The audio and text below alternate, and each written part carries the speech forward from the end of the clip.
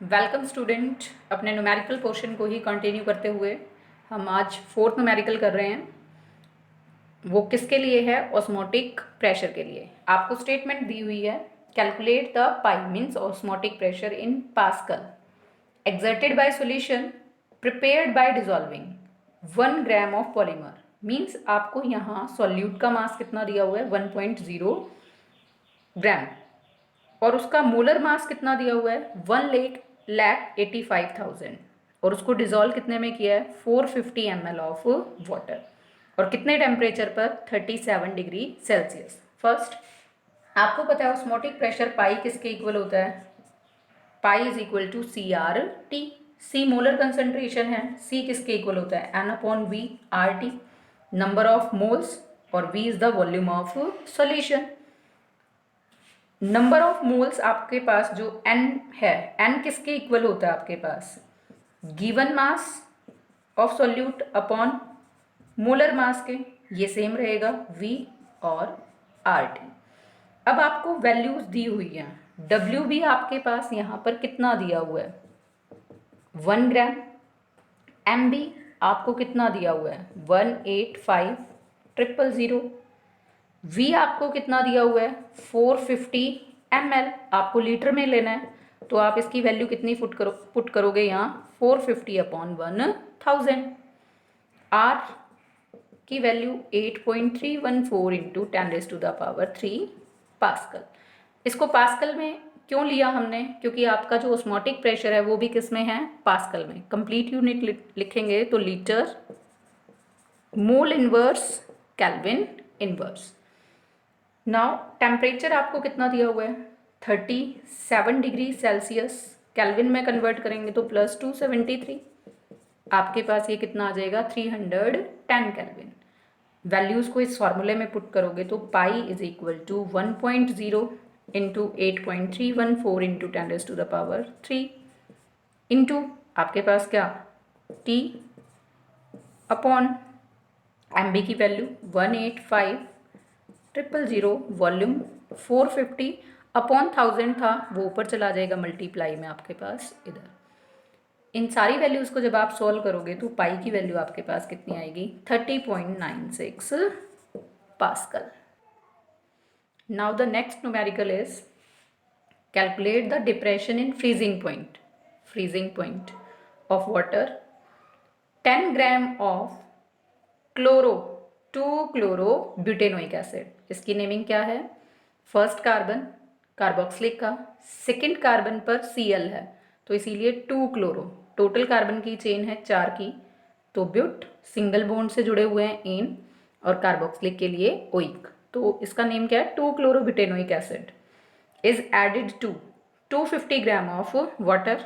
आपको dissociation constant Ka दिया हुआ है एसिड के लिए और Kf की वैल्यू दी हुई है क्रायोस्कोपिक कांस्टेंट की 1.86 केल्विन किलोग्राम मोल इनवर्स। सबसे पहले हम इसमें क्या निकालेंगे मोलर मास ऑफ 2-क्लोरो-ब्यूटेनोइक एसिड।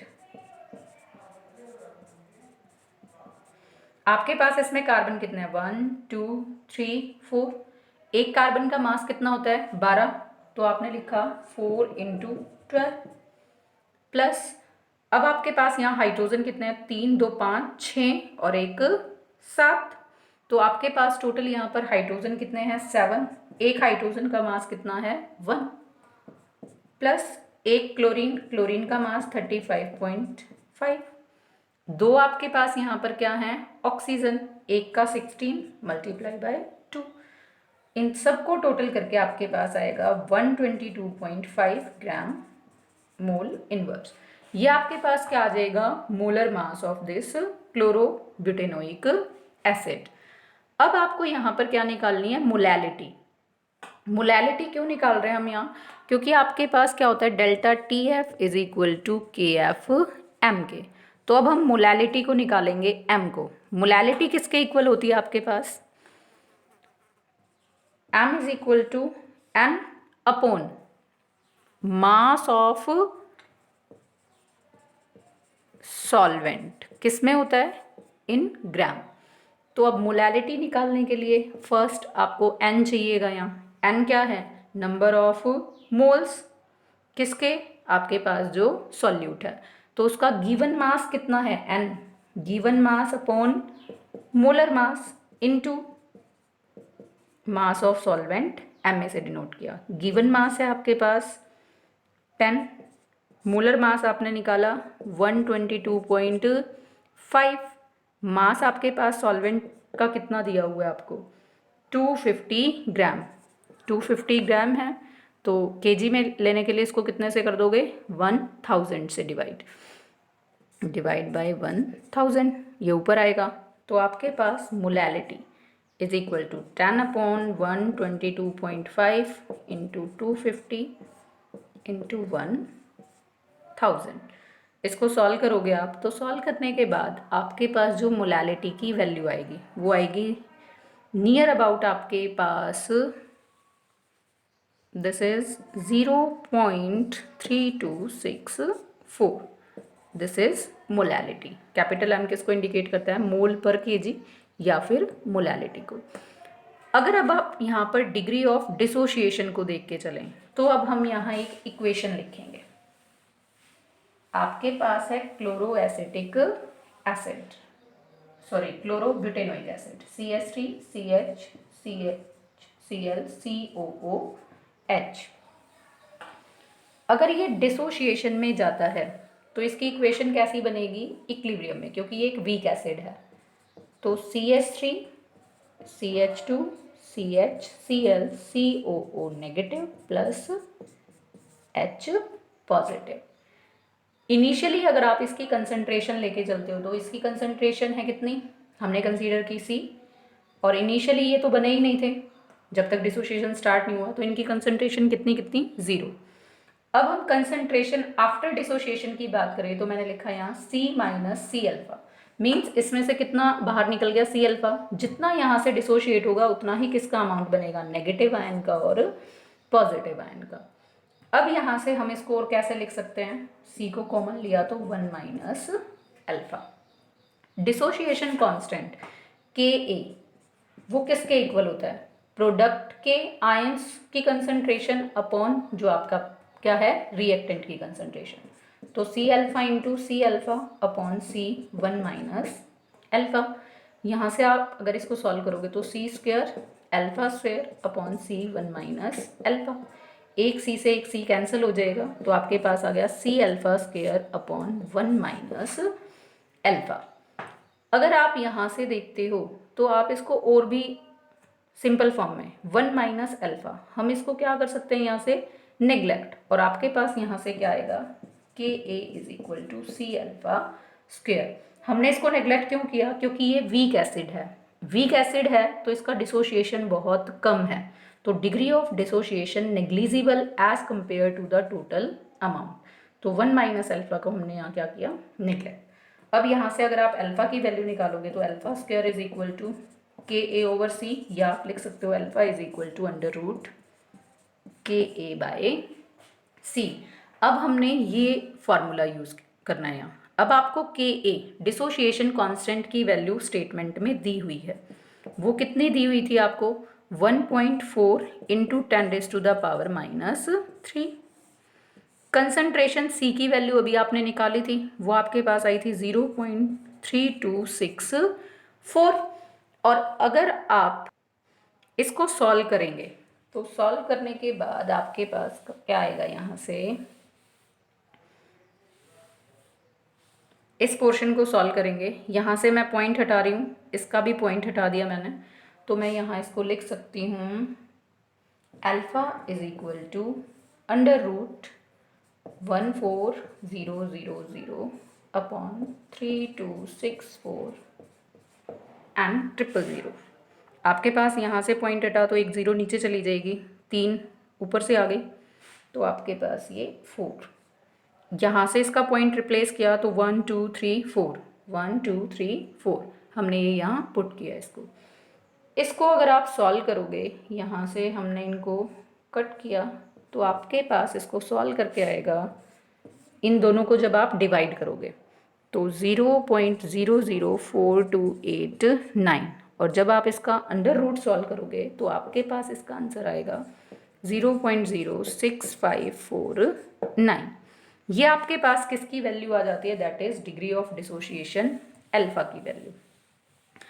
अब आपको किसको कैलकुलेट करना है, वन टू फैक्टर को, दैट इज आई। अब वन टू फैक्टर आपके पास किसके इक्वल आता है, 1 प्लस अल्फा के इक्वल आता है। अब वो 1 प्लस अल्फा आएगा कैसे, आपके पास था ये CH3 CH2 CHCl COOH equilibrium with CH3 CH2 CHCl COO negative plus H positive. अब इसमें हमने वही कंसीडर करना है कि आपके पास इक्विलिब्रियम में क्या है, इनिशियल था 1, इनका अमाउंट था 0 0।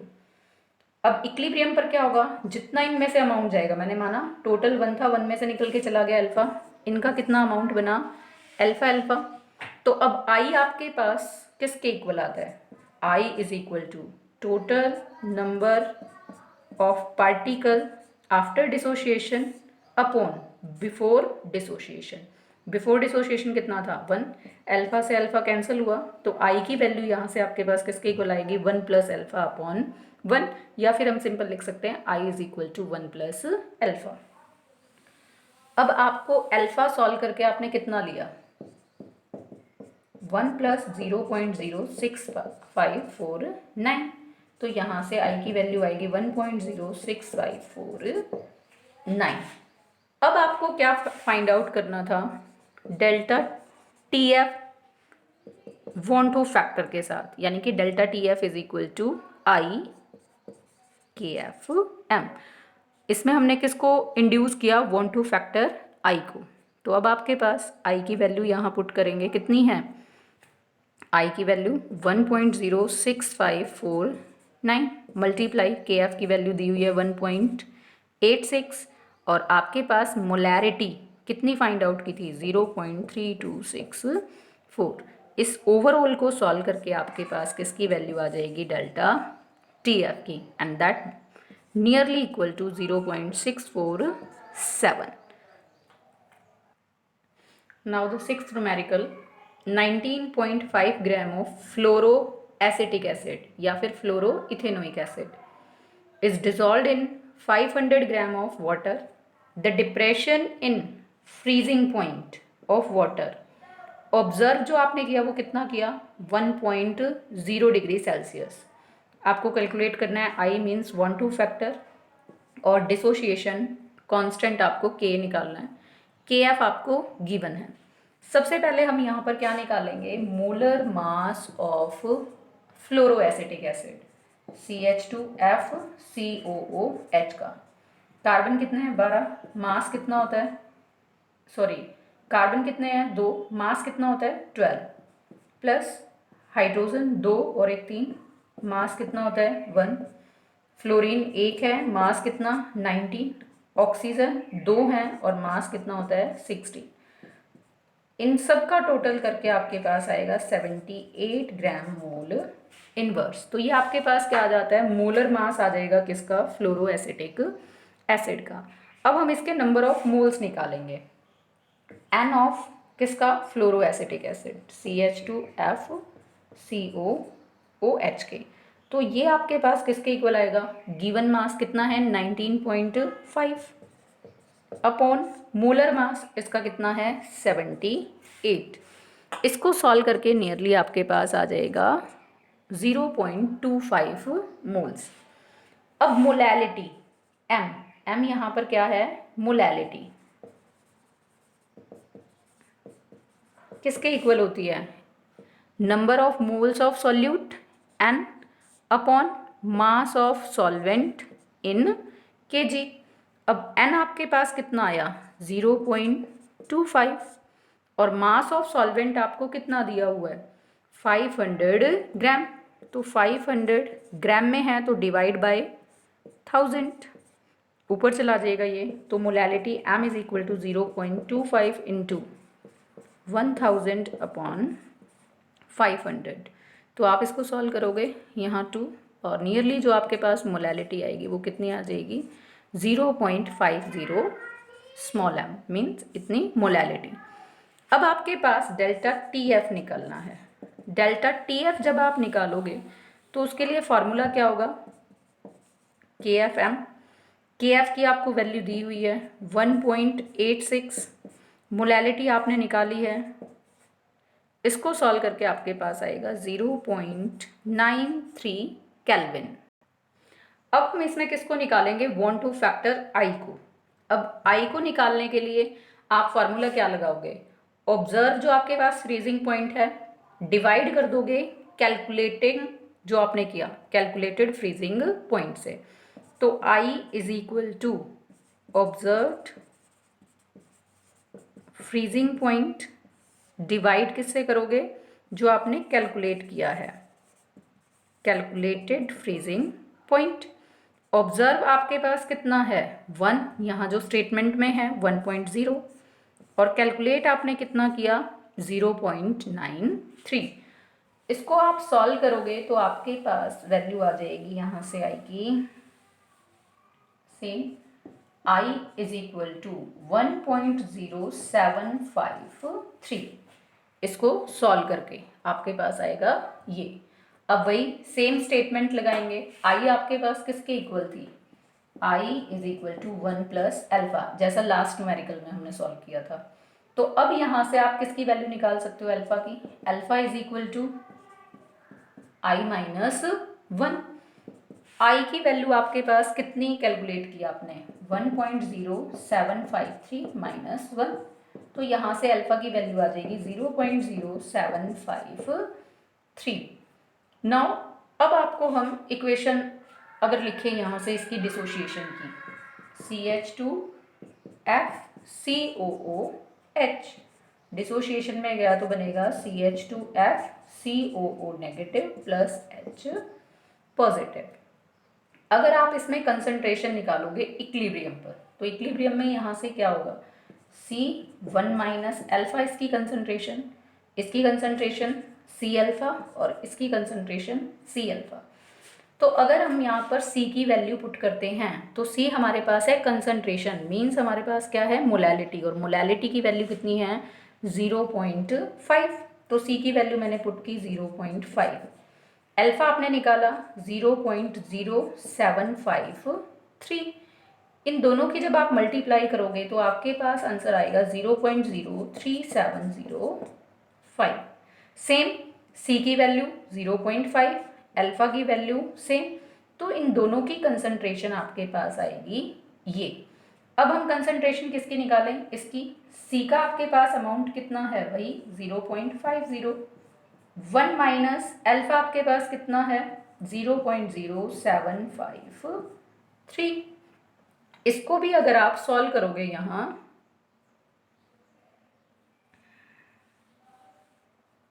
0.5 1 माइनस 0.0753, अगर आपने इसको भी सॉल्व किया तो आपके पास सॉल्व होने के बाद आंसर आएगा 0.462 नियरली।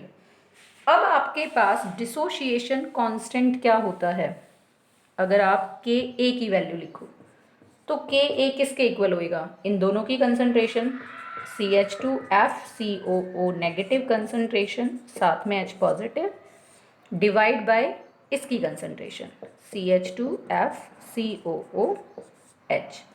अब आपने इसकी कंसंट्रेशन की वैल्यू कितनी निकाली है, इसको सॉल्व करके 0.03705,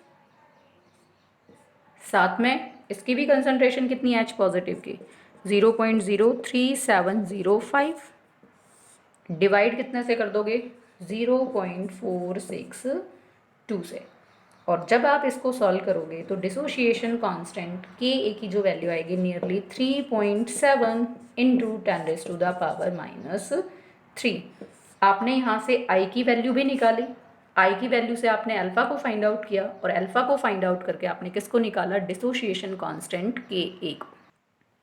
next numerical, determine the amount, AM means amount of calcium chloride, जिसमें आपको I की वैल्यू दी हुई है 1 2 फैक्टर की वैल्यू दी हुई है 2.47, dissolve in 2.5 litre of water and it's OP means osmotic pressure is 0.75। Atmosphere at 27 degree Celsius. सबसे पहले आपने क्या निकालना है, इसका अमाउंट, और आपको स्टेटमेंट में इंक्लूड क्या किया हुआ है, ऑस्मोटिक प्रेशर। तो आप यहाँ से फॉर्मूला कौन सा मेंशन करोगे, pi is equal to I C R T. अब आई की वैल्यू आपको दी हुई है, सी यहाँ पर किसके इक्वल होता है, number of moles dissolve in given volume of the solution, और आर टी। यहाँ पर एन आपको फाइंड आउट करना है, आई की वैल्यू गिवन है, आई आपको कितना गिवन 2.47, वॉल्यूम वी आपको कितना दिया हुआ है 2.5 लीटर, आर आपके पास यहाँ पर कितना आएगा 0.082। ये वैल्यू क्यों ली हमने, क्योंकि यहाँ पर जो आपने यूनिट लेकर चलनी है वो किसकी फॉर्म में लेकर चलनी है, एटमॉस्फेयर की फॉर्म में। टेम्परेचर टी आपको कितना दिया हुआ है 27 डिग्री सेल्सियस, केल्विन में कन्वर्ट करेंगे इसको तो प्लस 273 करेंगे और आपके पास कितना आ जाएगा 300 kelvin. Now put the value, आपके पास pi osmotic pressure, pi is equal to, pi की भी वैल्यू आपको दी हुई है, वो कितनी है 0.75, तो वही वैल्यू यहाँ पुट कर देते हैं, पाई की 0.75, आई आपके पास 2.47, एन आपको निकालना है, वी की वैल्यू आपके पास कितनी है 2.5 इंटू आर की वैल्यू 0.082 इंटू टेम्परेचर आपके पास 300। इस पूरे को आपको सॉल्व करना है तो n की वैल्यू निकालोगे, n इज इक्वल टू 0.75, ये इसके साथ मल्टीप्लाई में चला जाएगा उधर, अपॉन 2.47 इंटू 0.082 इंटू 300। आप इसको सॉल्व करोगे तो यहाँ से n की वैल्यू निकल के आएगी 0.0308, और n क्या होते हैं यहाँ पर, number of moles. This numerical is slightly different from the other numericals, क्योंकि इस न्यूमेरिकल में आपको क्या दिया हुआ है बेटा, KSP means solubility product. Statement क्या है, determine the maximum molarity of copper sulphide in aqueous solution if KSP means, अगर उसका सॉलिबिलिटी प्रोडक्ट कितना दिया है आपको 6 × 10⁻⁻16। हम कंसीडर करते हैं लेट जो आपके पास सॉलिबिलिटी है उसको हमने डिनोट किससे किया, S से।